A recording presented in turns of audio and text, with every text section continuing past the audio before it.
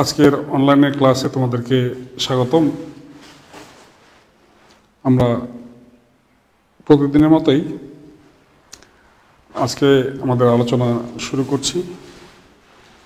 আজকের ক্লাসটিও ঠিক আগের ক্লাসের মতো, এটা একাদশ শ্রেণী, দ্বাদশ শ্রেণী, ডিগ্রি প্রথম বর্ষ এবং অনার্স প্রথম বর্ষের ক্লাস হিসাবে আমি বলছি, কারণ আজকের আলোচনাও এই সবগুলো ক্লাসকে কভার করবে। তো সেই হিসাবে আমরা একটু দেখে নিই, এর আগের দিন ঠিক এর আগের ক্লাসে আমরা ঠিক যেভাবে বলছিলাম যে একাদশ ও দ্বাদশের জন্য এই অধ্যায়ের নাম হচ্ছে পদার্থের গাঠনিক ধর্ম, এবং ডিগ্রি ও অনার্স ক্লাসের জন্য এই অধ্যায়ের নাম হচ্ছে প্রবাহী গতিবিদ্যা। তো আমরা আজকের আলোচ্য বিষয় সম্পর্কে একটু দেখে নিই। আজকে আমরা আলোচনা করব যে কয়েকটি টপিক, 5টি টপিকে আমরা ভাগ করেছি আজকের আলোচনা। প্রান্তিক বেগ সম্পর্কে আমরা জানব, ইংরেজিতে এটাকে বলে টার্মিনাল ভেলোসিটি, আমি লিখব। পরবর্তী টপিক হচ্ছে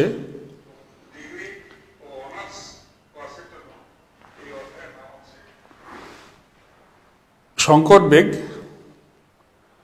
নেক্সট টপিক হচ্ছে হলো রেনল্ডের সূত্র, স্টোকসের সূত্র, প্রান্তিক বেগের সমীকরণ। তো আমরা একটা একটি করে টপিক আলোচনা শুরু করি। প্রান্তিক বেগ সম্পর্কে আমাদের একটা স্পষ্ট ধারণা দরকার। প্রান্তিক বেগ, এটাকে ইংরেজিতে বলে প্রান্তিক বেগ, আমরা লিখি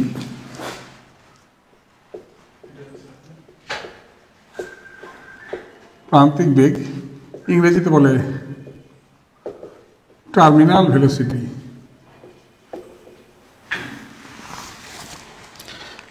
আমরা এর আগের ক্লাসে জেনেছি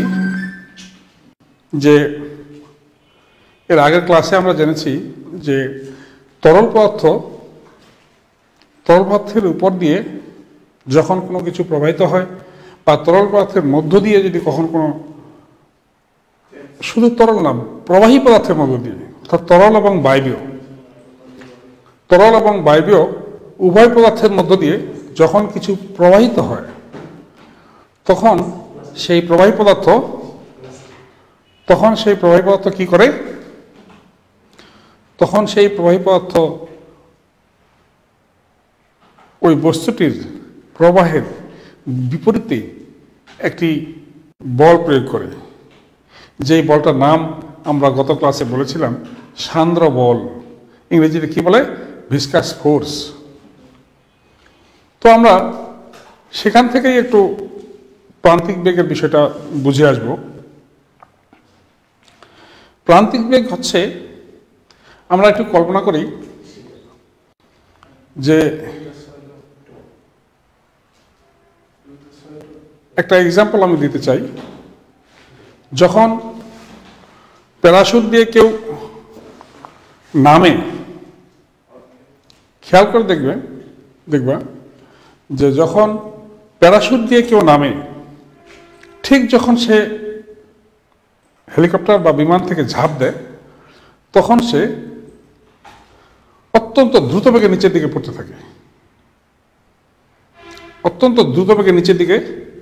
পড়তে থাকে। নিচের দিকে পড়ার কারণ কি? তার ওজন। তখন তার উপর ওজনটা কাজ করে নিচের দিকে। এখন ঠিক যেই মুহূর্তে সে তার প্যারাশুটের সুইচ চেপে প্যারাশুটটা খুলে দেয়, তখন কিন্তু তার বেগ কমতে থাকে। কমতে সে একটা ধ্রুব বেগ নিয়ে সে ধীরে ধীরে নিচে নামে। এই বিষয়টা কি তোমরা নিশ্চয়ই অনেকেই দেখেছো, বা সবাই দেখেছো। প্যারাশুট দিয়ে যখন কেউ নামার সময় সে প্রথমে তার বেগ অত্যন্ত স্পিড ও খুব বেশি দ্রুত বেগে নামতে থাকে, কিন্তু যখনই প্যারাশুটটা খুলে দেয়, তখন তার বেগ ধীরে ধীরে কমতে একটা ধ্রুব বেগ নিয়ে সে নিচের দিকে নামতে থাকে। এখানে ঘটনাটা কি হলো? আচ্ছা, আমরা একটু ভাবে দেখি। প্রথম কথা হচ্ছে সে যে নামতেছিল, নামার কারণ হচ্ছে হলো ওজন। এখন তার উপরে সে কি দিক মানে মানে এক কথায় সে বায়ুর মধ্য দিয়ে নামতেছিল। বায়ু কিন্তু প্রবাহী পদার্থ। তাহলে প্রবাহী পদার্থের ধর্ম হচ্ছে হলো সে নিচের দিকে নামতেছে, তাকে উপরের দিকে কি করবে? একটা সান্দ্র বল প্রয়োগ করবে। তাহলে উপরের দিকে যে সান্দ্র বল প্রয়োগ করে, এই সান্দ্র বলটা কারণে তার যেই ওজনে নিচে নামার কথা তার থেকে তার বেগ কিছুটা কমে যাবে। অর্থাৎ প্রবাহী পদার্থ তার উপর সান্দ্র বল প্রয়োগ করবে। এই তার উপর যে সান্দ্র বল প্রয়োগ করবে, যখন সে শুধু বডিটা নিয়ে নিচে নামতেছিল, এই প্রবাহী পদার্থ সান্দ্র বল কোথায় প্রয়োগ করবে? তার বডির উপর প্রয়োগ করবে। কিন্তু বডিটা একটা লম্বা বডির মধ্যে যে প্রয়োগ করার জন্য তার বডির ক্ষেত্রফলটা কম। আমরা কিন্তু সান্দ্র বলের ক্ষেত্রে একটা দেখে আসছিলাম যে viscous force is proportional to surface area. অর্থাৎ সান্দ্র বলটা প্রবাহী বস্তুর পৃষ্ঠের ক্ষেত্রফলের সমানুপাতিক বা তরল পদার্থের পৃষ্ঠে। কারণ এই বলটা সে মানুষটার বডির উপর যখন প্রয়োগ করতেছে তখন সান্দ্র বলটা একটু কম থাকে, নগণ্য। কিন্তু যখন সে উপরের বেলুনটা খুলে দেয় তখন অনেকটা এরিয়া পেয়ে যায় সে। এই অনেকটা এরিয়া পেয়ে যায়। এই এরিয়া পাওয়ার কারণে এবার সান্দ্র বলের পরিমাণটা অনেক বেড়ে যায়। কারণ সান্দ্র বলটা হচ্ছে তোমার ওই এরিয়াটা অনেক বেশি হয়, সান্দ্র বলের পরিমাণটাও বেশি হয়। সান্দ্র বলের পরিমাণ বেশি হয়। তাহলে আমরা একটা জিনিস খেয়াল করি যে সে নিচে নামতেছিল ওজনের জন্য, আর সান্দ্র বল তাকে উপরের দিকে বল প্রয়োগ করতেছে। সান্দ্র বল সে যতই নিচে নামবে, মানে এই বেগটাকে সে ধীরে ধীরে মাইনাস করতে থাকবে। এই সান্দ্র বলটা একসময় কি হবে? ওজনের সমান হয়ে যাবে। অর্থাৎ সান্দ্র বলটা viscous force will be proportional to its weight. তাহলে অর্থাৎ সান্দ্র বল আর ওজন যখন তার সমান হয়ে যাবে, তখন কি ঘটনা ঘটবে? তখন কি বস্তুটা থেমে যাবে? না, বস্তুটা তখন থামবে না। তখন কি হবে? তখন সে একটা ধ্রুব বেগ নিয়ে পড়তে থাকবে। অর্থাৎ তার বেগটা ধ্রুব হয়ে যাবে। সান্দ্র বল আর ওজন যখন তার সমান হয়ে যাবে, তখন সে তার গতি জড়তার কারণে একটা ধ্রুব বেগ নিয়ে পড়তে থাকবে। এবং আমরা যেটা প্যারাশুটে দেখে থাকি, সে ধীরে ধীরে ধীরে ধীরে নামতে থাকে নিচে এবং নিরাপদে নিচে নামে আসে।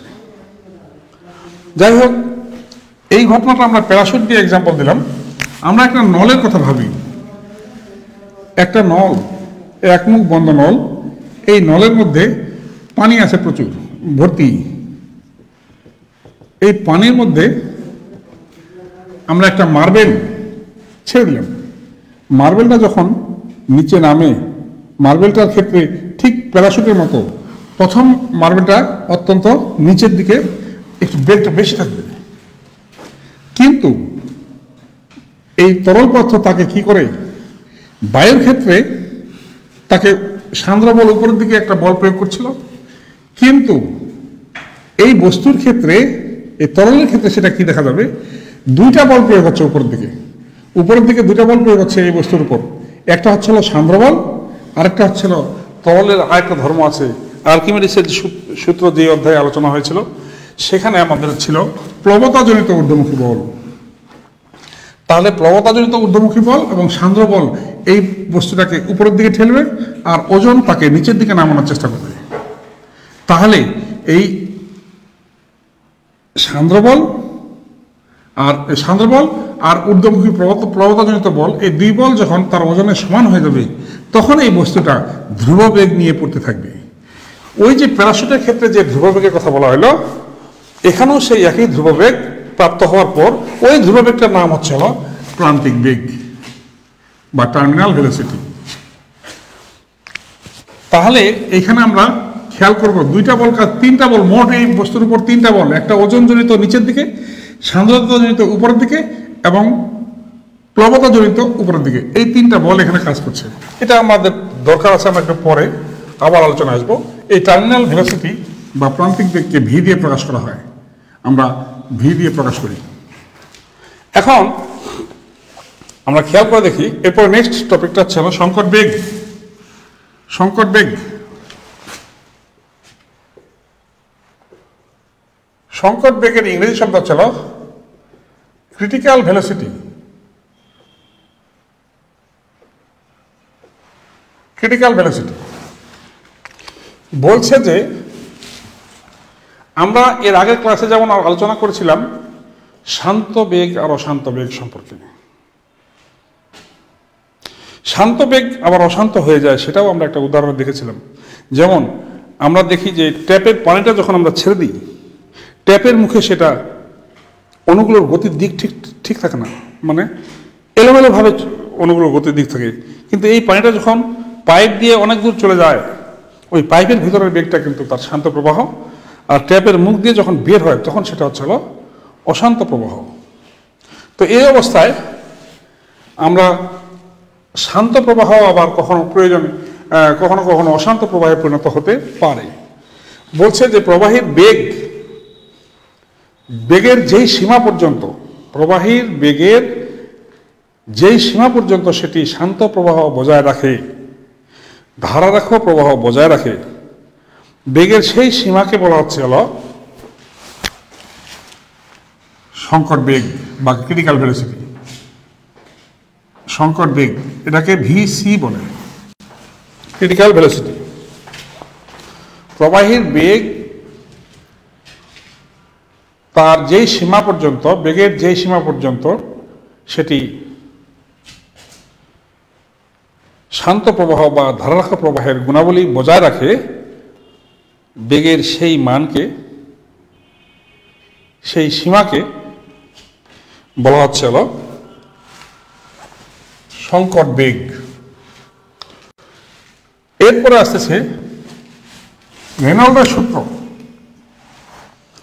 রেনল্ডের সূত্র, এই সংকট বেগ নিয়ে সেই রেনল্ডের সূত্র। সংকট বেগ বলতেছে হচ্ছে প্রবাহীর সান্দ্রতা গুণাঙ্কের সমানুপাতিক। আমরা সান্দ্রতা গুণাঙ্ক সেদিন পড়ে এসেছি। সান্দ্রতা গুণাঙ্ক একে ইটা দিয়ে প্রকাশ করা হয়। তাহলে ক্রিটিক্যাল ভেলোসিটি বা সংকট বেগ সান্দ্রতা গুণাঙ্কের সমানুপাতিক। ক্রিটিক্যাল ভেলোসিটি মাধ্যমের ঘনত্বের ব্যস্তানুপাতিক। ক্রিটিক্যাল ভেলোসিটি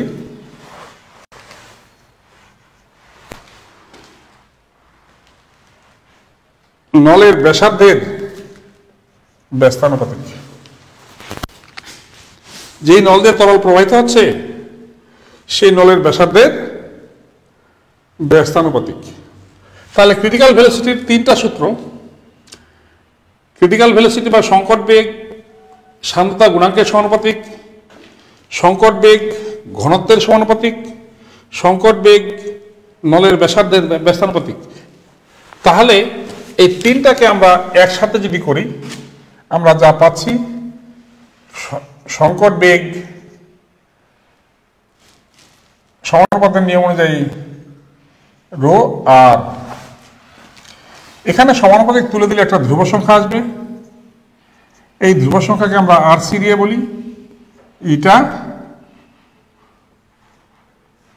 রো আর। এই সমানুপাতিক ধ্রুবক এর নাম হচ্ছে রেনল্ডের ধ্রুবক। রেনল্ডের ধ্রুবক বা রেনল্ডের সংখ্যাও বলে। রেনল্ডের সংখ্যা। এবং এই টোটাল সবগুলা মিলে যে সূত্রটা পাওয়া গেল, এই সূত্রটা বা এটাকে বলা হচ্ছিল রেনল্ডের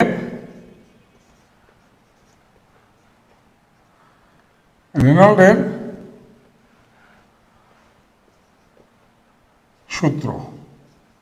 তাহলে আমরা রেনল্ডের সূত্র সম্পর্কেও জানলাম, রেনল্ডের সংখ্যা সম্পর্কে বুঝলাম যে এইটার মানটাকে বলা হচ্ছে রেনল্ডের সংখ্যা, আর এটা সমানুপাতিক ধ্রুবক থেকে আসলো।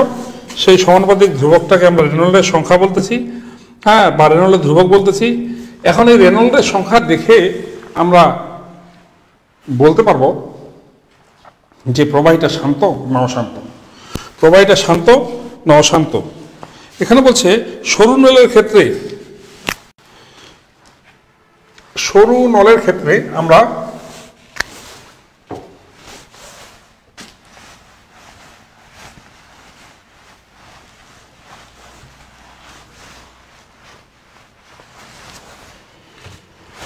সরু নলের ক্ষেত্রে সরু নলের ক্ষেত্রে এই আরসি এটার মান ধরা হয় 1000। এই আরসি এর মান কত ধরা হয়? 1000 ধরা হয়। সরু নলের ক্ষেত্রে আরসি এর মান 1000। তাহলে এই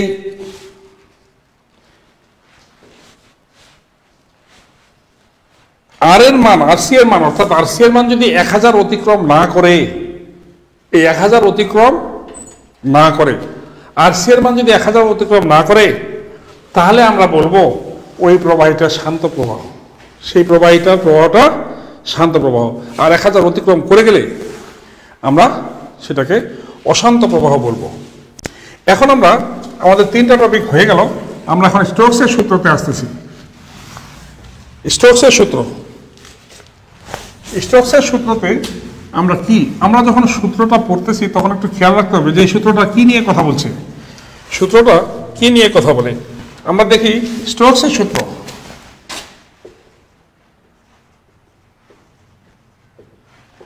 স্টোকসের সূত্রতে আমরা বললাম যে প্রবাহী পদার্থের মধ্য দিয়ে যখন কোনো বস্তু প্রবাহিত হয় তখন ওই বস্তুর উপর প্রবাহী পদার্থ সান্দ্র বল প্রয়োগ করে। এই সান্দ্র বলের মানটা কত? স্টোকস বলল এই সান্দ্র বলকে আমরা এফ দিয়ে যদি প্রকাশ করি, সান্দ্র বল হচ্ছে তোমার সান্দ্রতা গুণাঙ্কের সমানুপাতিক। স্টোকস বলছেন যে সান্দ্র বলটা হচ্ছে হলো সান্দ্রতা গুণাঙ্কের সমানুপাতিক।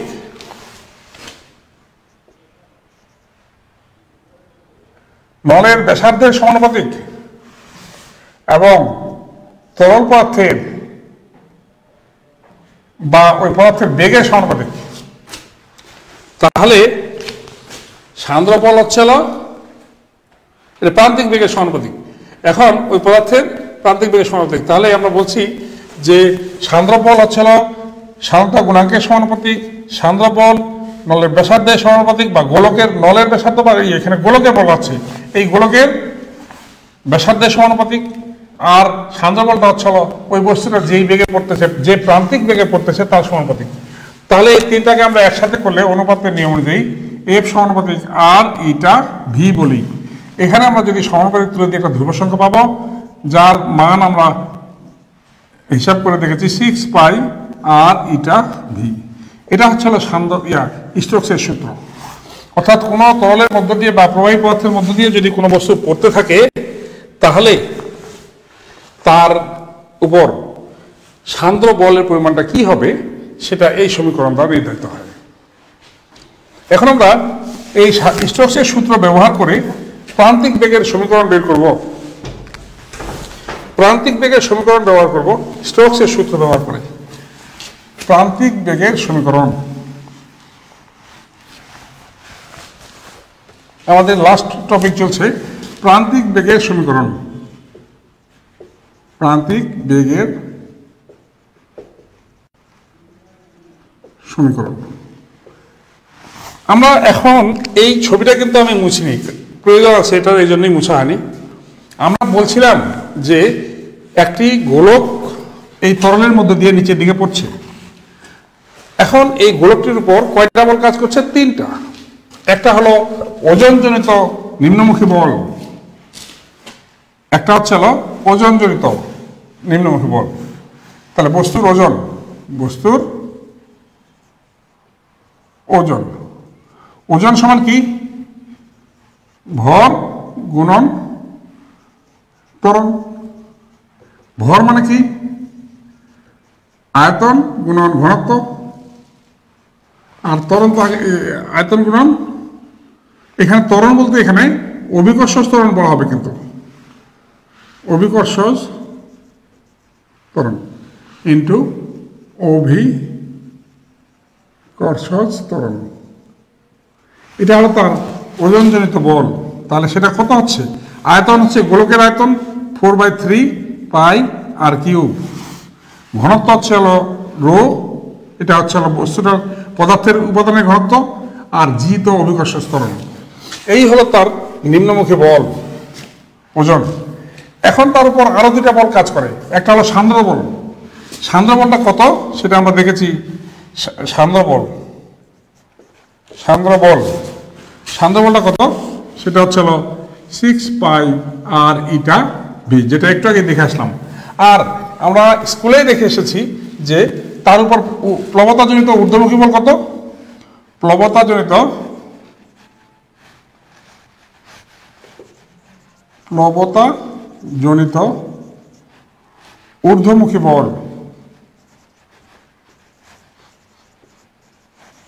ঊর্ধ্বমুখী বল সেটা হচ্ছে হলো 4/3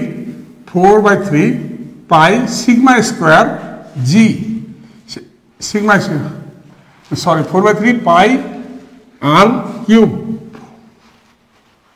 4/3 পাই আর কিউব সিগমা জি। এখানে আমাদের দরকার ছিল দুটা জিনিস। সিগমাটা ঘনত্ব। এখন এটা ঘনত্ব কার ঘনত্ব? এটা হচ্ছে তরলের ঘনত্ব, আর এই ঘনত্বটা হচ্ছে এই গোলকের উপাদানের ঘনত্ব। তাহলে আমরা এখন এখান থেকে স্পষ্ট দেখতে পাচ্ছি যে কোন কোন বল দুটা উপরের দিকে, কোন কোন বলটা নিচের দিকে। এখানে আমরা জানি যে ওজন নিচের দিকে, এবং একটু আগে বললাম সান্দ্রতাজনিত বল আর প্রবণতাজনিত বল এই দুটো হচ্ছে উপরের দিকে। আমরা বলছিলাম কি যে যখন সাম্যাবস্থায় আসবে, অর্থাৎ একটা সময় সে ধ্রুববেগ নিয়ে পড়তে থাকবে। কেন পড়বে? গতি জড়তার জন্য। তাহলে গতি জড়তার জন্য সে যখন মানে সাম্যাবস্থা প্রাপ্ত হবে, হ্যাঁ, তো সেক্ষেত্রে তখন এই দুটা বলের সমষ্টি হবে এই বলের সমান। আমরা একটু লিখি সেটা এখানে। তাহলে আমরা বলছিলাম ওজনটা হবে 4/3 পাই আর কিউব রো জি। এটা হবে তোমার সান্দ্রতা বল এবং প্লবতাজনিত ঊর্ধ্বমুখী বল, এই দুটার সমষ্টি সমান। তো সেখান থেকে আমরা এখন একটু সিম্পলিফাই করেই আমরা পেয়ে যাব 6 পাই আর ইটা ভি। এটা সমান আমরা 4/3 pi r cube rho minus sigma into g. অর্থাৎ এই অংশটা এই পাশে নিয়ে আসে, কমন নিয়ে এই অবস্থা।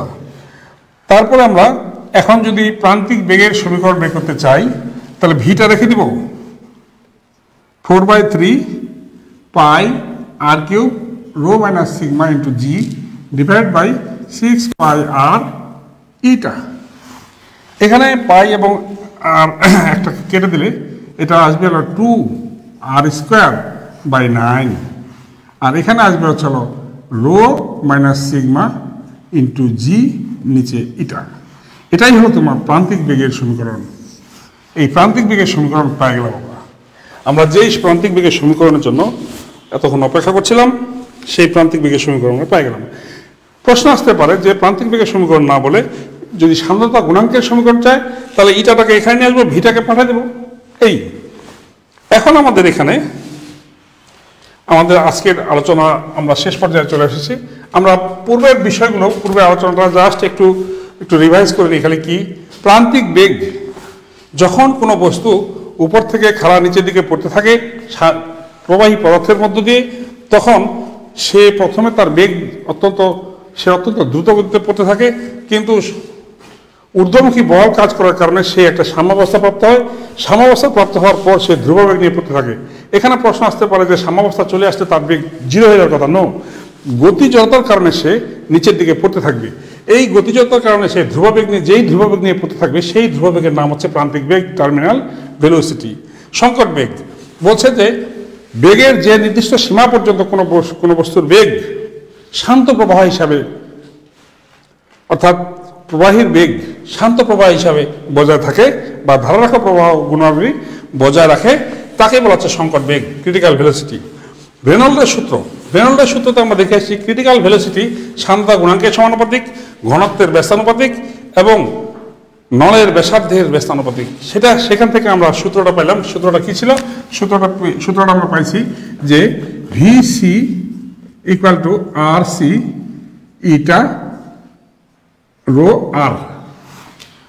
এখানে আমরা আর সি, এটা হলো সি, এই আর সিটা হচ্ছে রেনল্ডের সংখ্যা। এটা আমাদের ক্রিটিক্যাল ভেলোসিটি, শান্ত গুণাঙ্ক, ঘনত্ব এবং নলের ব্যাসার্ধ। এই আর সিটা হচ্ছে রেনল্ডের সংখ্যা এবং এর একটা নির্দিষ্ট মান, এর মানটাকে আমরা 1000 ধরি। 1000 পর্যন্ত শান্ত প্রবাহ, 1000 পার হয়ে গেলে অশান্ত প্রবাহ। স্টোকসের সূত্র, যখন কোনো বস্তু কোনো প্রবাহী পদার্থের মধ্যে দিয়ে পড়তে থাকে বা চলতে থাকে, তখন প্রবাহী পদার্থ ওই বস্তুর উপর যে সান্দ্র বল প্রয়োগ করে তার রাশিমালা কি, সেটা আমরা দেখেছি যে 6 পাই আর ইটা ভি। এরপর প্রান্তিক বেগের সমীকরণ তো আমরা এখানে বের করা আছে। আমরা প্রান্তিক বেগের সমীকরণ বের করার জন্য আমরা বলছিলাম কি যে এই বস্তুর উপর তিনটা বল কাজ করবে। একটা নিচের দিকে ওজনের জনিত বল, আর উপরের দিকে দুইটা বল, একটা হচ্ছে প্রবণতা জনিত বল আর একটা হচ্ছে সান্দ্রতা জনিত বল। এই দুই বলের সমষ্টি হবে ওজনের সমান। সেখান থেকে আমরা এই বেগের মান, প্রান্তিক বেগের মান বের করলাম। তো আজকের আলোচনা তোমরা আশা করি খুব ভালোভাবে বুঝতে পারবে। যদি কোনো সমস্যা বা কোয়ারি থেকে থাকে তাহলে তোমরা আমাকে জানাবে।